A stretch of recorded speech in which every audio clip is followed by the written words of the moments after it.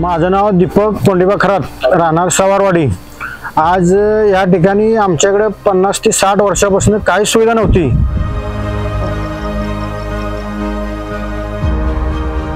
पहिले आम्हाला आजारी पडलं काय झालं तरी आम्हाला डोक्यावरती उचलून घेऊन जायला लागत होतं खाली तारळ्याला, किंवा मैत झालं काय झालं तरी आमच्या गुडघ्या एकटा चिखल होता, तरी पण आम्हाला त्याच्यातनं प्रयत्न करता येत नव्हते, तरी पण आम्ही करत होतो ते। आता आम्हाला सगळ्या व्यवस्था सुविधा झालेल्या आहेत।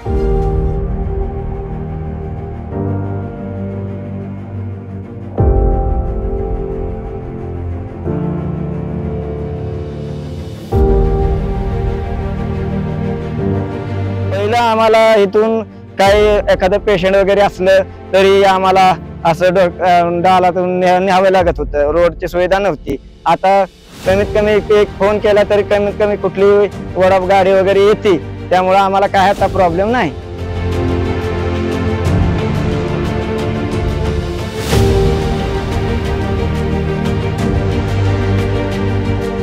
ते शंभूराज देसाई साहेबांच्या माध्यमातून झालेला आहे।